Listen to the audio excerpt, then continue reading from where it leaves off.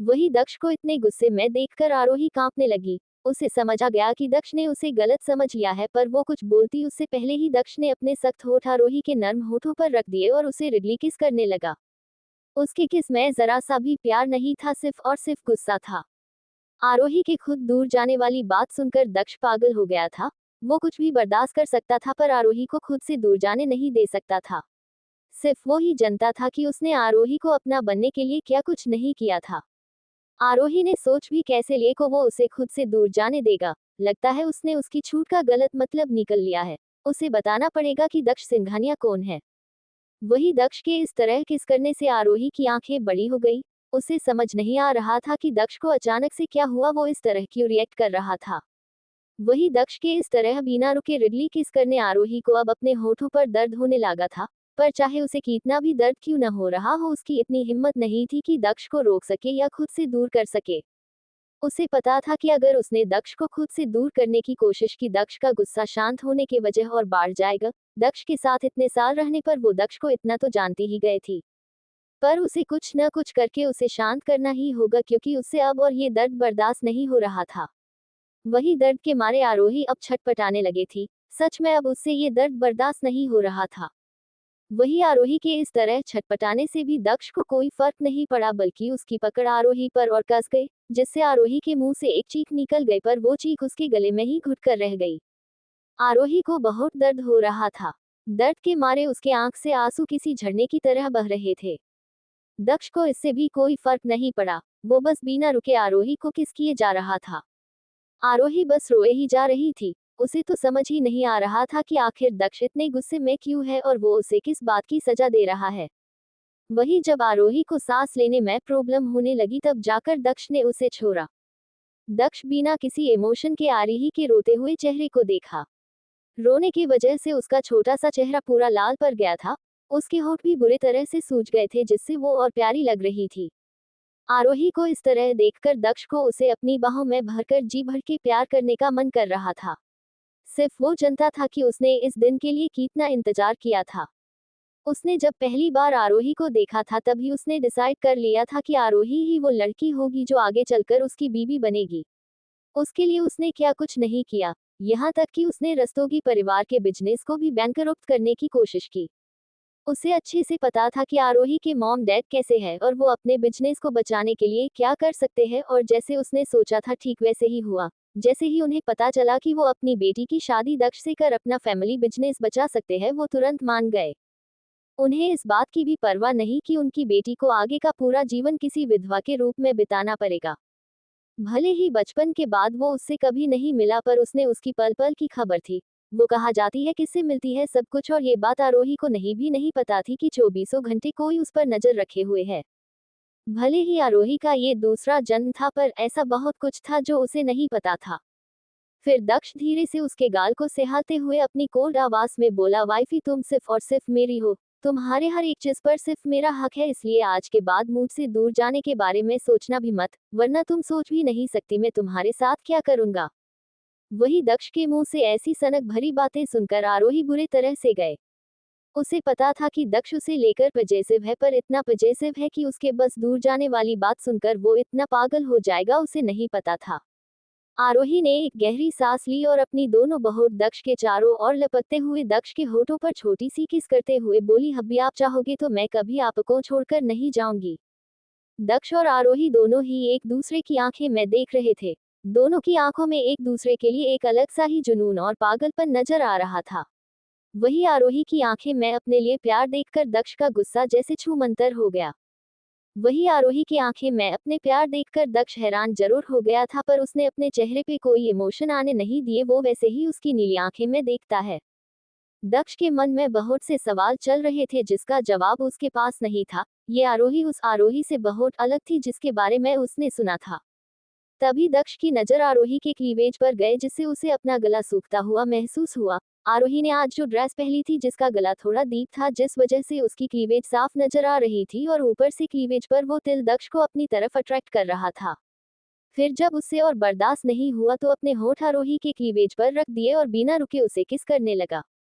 वही आरोही को दक्ष के इस एक्शन की बिल्कुल भी उम्मीद नहीं थी, जिस वजह से मुंह से एक आह निकल गए और उसकी पकड़ दक्ष पर कस गए।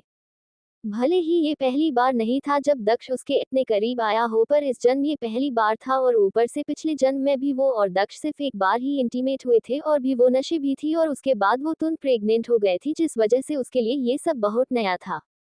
उसकी दोनों जिंदगी में ही दक्ष ही वो इंसान थे जिसके करीब हो गए थी।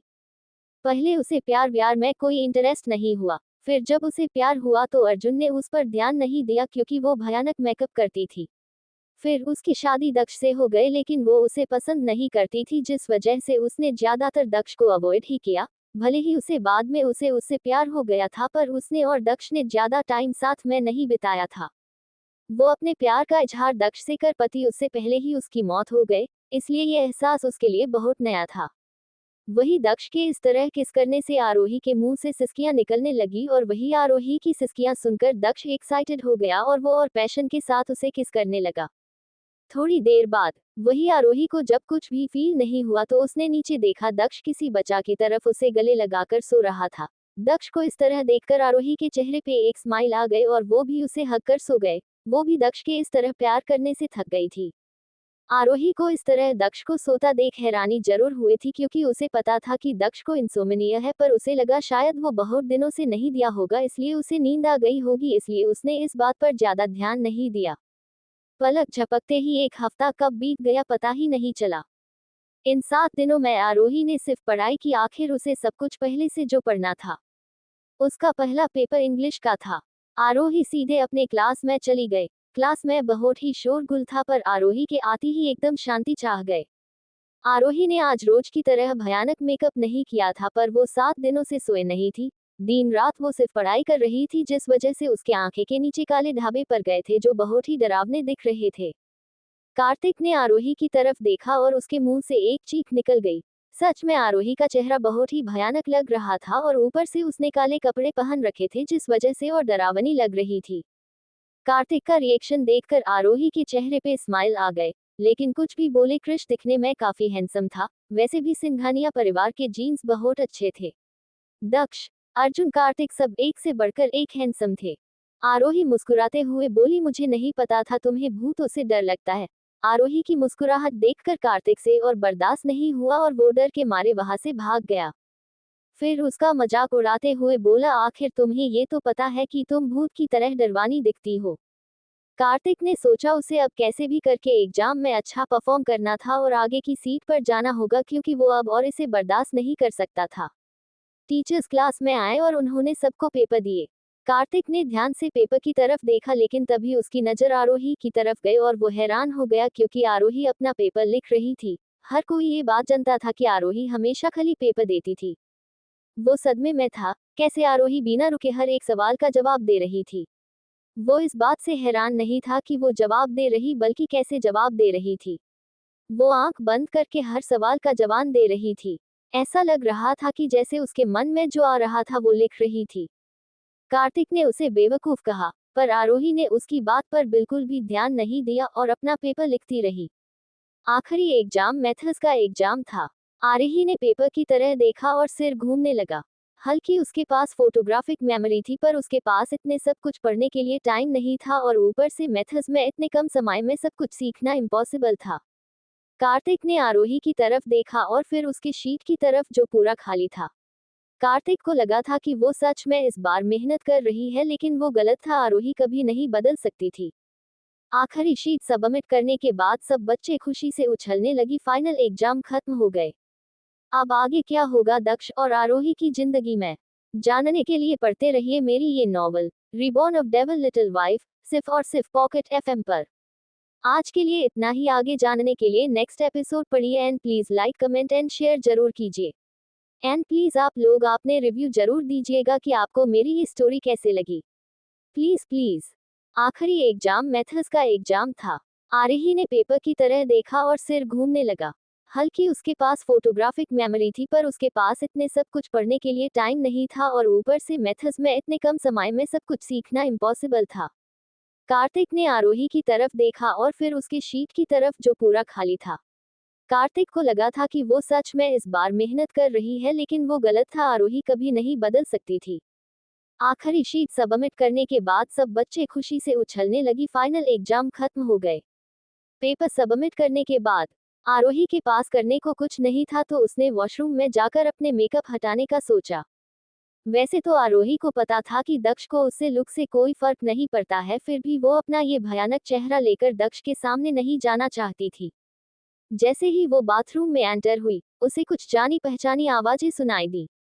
एक लड़की बोली, तुमने देखा कॉलेज वापस आने के बाद आरोही कुछ ज्यादा ओवरस्टार्फ बनने की कोशिश कर रही है। क्या वो अभी भी कॉलेज के लड़कों का दिल जीतना चाहती है? क्या उसे सच में लगता है कि वो अपने इस भयानक चेहरे के साथ किसी लड़के को अपने तरफ अट्रैक्ट कर सकती है? ऊपर से वो अब शादीशुदा भी है तो कौन ही लड़का होगा जो उस जैसी लड़की को पसंद करेगा? ये सुनकर एक लड़की हंसते भी बोली, हो सकता है। वैसे भी मैंने सुना है जिस आदमी से उसकी शादी हुई है, वो जल्द ही मरने वाला है। तभी दूसरी लड़की बोली, उसकी शादी तो हो गए, वरना मुझे तो लगा था कि वो जिंदगी भर कुंवारी ही रहेगी। उसने अपना चेहरा देखा है कि इतना डरवाना है, कोई कमजोर दिल वाला आदमी उसे देख ले तो हार्ट अटैक से मर जाए। लेकिन कुछ भी कहो, वो आदमी बहुत हिम्मत वाला होगा जो उसने इस भयानक लड़की से शादी की। मुझसे तो वो एक सेकंड भी बर्दाश्त नहीं होती, पता नहीं वो जब उसे देखता होगा उसे कैसा लगता होता। अरे तुम्हें नहीं पता है कि ये शादी बस एक समझौता है? वो आदमी बहुत ही जल्द मरने वाला है। बस किसी पंडित जी ने बताया कि उसके जीवन में किसी की कमी है, अगर उसकी शादी हो गई तो शायद वो बच जाए, इसलिए ये शादी हुई। वैसे भी कोई लड़की एक ऐसे आदमी से क्यों शादी करना चाहेगी जो जल्द ही मरने वाला हो, इसलिए थक हार कर उसे आरोही से शादी करनी पड़ी, क्योंकि और कोई लड़की उससे शादी करने को तैयार ही नहीं थी। लेकिन अगर वो ऐसा करने में नाकाम रही तो उसका हस्बैंड जरूर मर जाएगा। अगर ऐसा हुआ तो क्या तुम्हें लगता है कि लड़के का परिवार उसे अपने बेटे के अभिशाप के रूप में मानेंगे और उसे घर से निकाल देगा? हाँ हाँ हाँ, ये सही है। वैसे भी उस जैसी कैरेक्टरलेस लड़की के साथ ऐसा ही होना चाहिए, वो यही डिजर्व करती है। उसकी हिम्मत भी कैसे हुई मेरे कार्तिक पर लाइन मरने की? देखा तुमने कैसे उससे हंस हंस कर बात कर रही थी? मेरा तो मन कर रहा था कि मैं उसका मुंह ही नोच लूं। जिस तरह का उसका रवैया है, मुझे लगता है कि हस्बैंड 1 साल से भी कम समय में मर जाएगा। 1 साल, ये बहुत लंबा समय है। मैं शर्त लगा सकती हूँ वो कुछ महीने में अंदर ही मर जाएगा। तभी अचानक बाथरूम का दरवाजा खुल गया और आरोही बाहर आए और अपनी क्लासमेट की तरफ देखते हुए बोली, तुम लोग मुझ पर शर्त लगा रही हो? उन्होंने कभी उम्मीद नहीं की थी कि वो भी बाथरूम में होगी। वे सब इतने चौंक गए कि उनके चेहरे तुरंत पीले पड़ गए। लड़कियों के ग्रुप ने आरोही के हाव भाव को अच्छी तरह से देखा। वे चाहते थे कि वो उनके द्वारा कही गई सभी बातों के लिए शर्मिंदा महसूस करे, लेकिन इसके बजाय आरोही के चेहरे पे एक स्माइल थी। तुम लोग मेरे पीछे मेरे बारे कई शर्त लगा हो, मुझे भी तो पता चला कि शर्त क्या है ताकि मैं भी शर्त लगा सकूं। क्या? आरोही की बात सुनकर वे एक दूसरे को हैरान नजर से देखने लगे। मैंने कहा, तुम लोग मेरे हस्बैंड पर शर्त लगा रही हो ना, तो क्यों ना मैं भी तुम लोग के साथ शर्त लगाऊं। तुम लोग शर्त लगा रही हो कि वो कुछ महीने में ही मर जाएगा, तो मैं शर्त लगती हूँ कि वो 1 महीने के अंदर ही पूरी तरह से ठीक हो जाएगा। ये इंटरेस्टिंग नहीं लग रहा है? चलो एक काम करते हैं, अगर तुम हारी तो तुम मेरे सामने झुकोगी और मेरे हर ऑर्डर मानोगी। अगर मैं हारी तो तुम जो कहोगी मैं वो करूंगी, ठीक है? ये बोलते समय आरोही के चेहरे पे कुटिलता भारी मुस्कान थी। उनकी हिम्मत कैसे हुई दक्ष के बारे में ऐसी बात करने की? वो उसके बारे में चाहे जो बोले उसे कोई प्रॉब्लम नहीं थी, पर वो अपने हस्बैंड के बारे में कुछ भी नहीं सुन सकती थी। वो अब इन्हें बताएगी कि किसी के पीठ पीछे बात करने का क्या अंजाम होता है। वैसे भी उससे बेहतर ये बात कौन जान सकता था कि दक्ष ठीक है या नहीं। दक्ष बिल्कुल ठीक था, उसे कुछ नहीं हुआ था। कॉलेज में हर कोई जानता है कि आरोही ने जिस आदमी से शादी की है, वो जल्द ही मरने वाला है। उन्होंने यह उसकी बहन से सुना था तो ये सही ही होगा। लड़कियों ने सोचा कि वो खुद को बचाने की कोशिश कर रही है। आरोही ने अपने हाथ धोए और उनकी ओर देखकर मुस्कुराई। ठीक है, फिर देखते हैं कि कौन जीतता है। वो मुड़ी और चली गई। लड़कियां बहुत गुस्से में थी, लेकिन उनकी आंखों ने हारने का डर भी था। आरोही के कहने का क्या मतलब था? क्या ऐसा हो सकता है कि उसका हस्बैंड ठीक है और ये सब सिर्फ एक अफवाह थी? डरो मत। तो क्या हुआ अगर ये सच भी हुए तो? वो बस एक घमंडी लड़की है जिसे बस दूसरों को नीचा दिखाना आता है। पर हम भी हार नहीं मानेंगे और उसका डटकर सामना करेंगे। ये सही है, वो बहुत घमंडी है। मुझे समझ नहीं आता उसे किस बात का घमंड है, वो एक अमीर बूढ़े की बीवी है। लड़कियों ने आरोही को सबक सीखना के लिए बाथरूम में मन बना लिया था। रात के खाने के समय आरोही नीचे आए वो बहुत खुश लग रही थी क्योंकि उसने सोचा कि वो दक्ष के साथ अब कुछ टाइम स्पेंड कर सकती है। वैसे भी इन एक हफ्ते में वो पढ़ाई में इतनी बिजी को गए थी कि उसने दक्ष को ठीक से देखा भी नहीं था। लेकिन जब उसे पता चला कि दक्ष अभी भी वापस नहीं आया है, तो उसकी मुस्कान फीकी पड़ गई। उसने अपने खाने की तरफ देखा लेकिन जैसे उसकी भूख ही मर गए, उसका खाना का बिल्कुल भी मन नहीं किया। फिर कुछ सोचकर उसने अपना फोन निकाला और दक्ष को फोन किया। हिल हाउस के हेडक्वार्टर पर सभी लोग मीटिंग रूम में मौजूद थे। हिल हाउस एक रहस्यमयी जगह थी और उसका लीडर तो और भी रहस्यमयी था। कोई नहीं जानता था कि हिल हाउस का मालिक कौन है। आज तक किसी ने भी उसका चेहरा नहीं देखा था। वो जहां भी जाता था अपने चेहरे पे मास्क पहनता था। हिल हाउस लीगल और इलीगल दोनों काम करते थे। हिल हाउस के मेंबर पूरे देश में फैले हुए थे। बाहर के सभी लोगों को लगता था कि यह सिर्फ एक अफवाह है और वास्तव में ऐसा कोई आदमी नहीं है। मीटिंग रूम में एकदम शांति था। हेड चेयर पर बैठा एक आदमी अपने सबोर्डिनेट की रिपोर्ट सुन रहा था। तभी उस शांति को भंग करते हुए किसी का फोन बजा। वहां मौजूद सीनियर मैनेजमेंट ने खौफ से एक दूसरे को देखा, क्योंकि हर जानता था कि काम के समय उनके बॉस को डिस्टर्बेंस बिल्कुल भी पसंद नहीं थी। लेकिन तभी उन्होंने ने देखा कि ये उनके बॉस का ही फोन था और वो और हैरान हो गई क्योंकि उन्होंने कभी भी सोचा था कि ये उसका फोन होगा। हर किसी को पता था कि मीटिंग के दौरान बॉस को डिस्टर्ब होने से नफरत थी।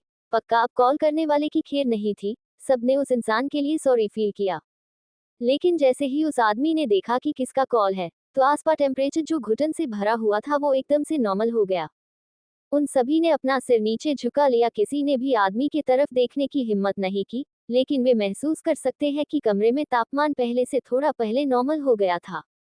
पहले जो उन्हें सांस लीन में प्रॉब्लम हो रही थी वो ठीक से सांस ले पा रहे थे। ये महसूस कर वो ये बात जानने के लिए उत्सुक हो गए कि किसका कॉल था, जिसे देखकर उनके बॉस का गुस्सा छूमंतर हो गया। आरोही के कॉल करने के 10 सेकंड बाद ही दक्ष ने कॉल उठा लिया था, जिस वजह से आरोही खुश हो गई और उसने उसी खुशी के साथ बोली, हब्बी आप कहाँ हो? मैं कब से आपका इंतजार कर रही हूँ। आज मेरी एग्जाम खत्म हो गई, मैंने सोचा कि मैं थोड़ा समय साथ बिताऊंगी। वैसे भी पिछले एक हफ्ते से मैंने आपको ठीक से देखा भी नहीं, जिस वजह से मैं आपको बहुत मिस कर रही हूँ। वही आरोही की बात सुनकर दक्ष खुश हो गई और बोला, ठीक है, मैं 10 मिनट में आ रहा हूँ। तुम मेरा वही इंतजार करो। और ये बोलते हुए उठ खड़ा और बाहर जाते हुए बोला, मीटिंग ओवर, और ये बोलकर चला गया। उसी समय मीटिंग रूम के सभी लोग ये सोच रहे हैं कि फोन पर कौन था जिससे कॉल पर बॉस तुरंत चले गए और ऊपर से उनकी आवाज इतनी स्वीट कब से हो गए। आमतौर पर उसकी आवाज इतनी कोल्ड है कि सामने वाला आदमी डर के मारे बेहोश हो जाए। लेकिन अब यह अचानक 360 डिग्री का चंगे कहाँ से आ गया और उन्हें इसकी बिल्कुल भी आदत नहीं थी। उनके जबड़े गिर गए और वे अनुमान लगाने लगे कि फोन के दूसरे छोर पर कौन थे। वो कौन है जिससे उनका बॉस इतना कोमलता से पेश आ सकता है। दक्ष ने जाने के बाद सबने वंश की तरफ देखा। वो ये जानने के लिए बहुत एक्साइटेड थे कि फोन की दूसरी तरफ कौन था। उन सभी ने एक दूसरे से नजरें मिलाई और हैरान हो गए। वो शक्तिशाली इंसान कौन था जिसकी एक कॉल पर उनके बॉस तुरंत चले गए। शौर्य के चेहरे पे एक स्माइल थी और वो बोला, इंटरेस्टिंग। हिल हाउस, मैं बाकी सब तुम पर छोड़ देता हूँ। बॉस का अब अपना परिवार है और जाहिर तौर पर अब उनकी लाइफ में काम से इम्पोर्टेंट भी कोई है। मैं भी अब छोटा नहीं था। अब समय आ गया है कि मेरी भी एक वाइफ हो। इसलिए मैं भी चलता हूँ, मुझे भी अपने लिए एक खूबसूरत वाइफ ढूंढने की जरूरत है। ये बोलकर शौर्य भी वहां से चला गया। अब आगे क्या होगा दक्ष और आरोही की जिंदगी में, जानने के लिए पढ़ते रहिए मेरी ये novel reborn of devil little wife, सिर्फ और सिर्फ पॉकेट एफएम पर। आज के लिए इतना ही। आगे जानने के लिए नेक्स्ट एपिसोड पढ़िए and please like, comment and share जरूर कीजिए। एंड प्लीज आप लोग आपने रिव्यू जरूर दीजिएगा कि आपको मेरी ये स्टोरी कैसे लगी।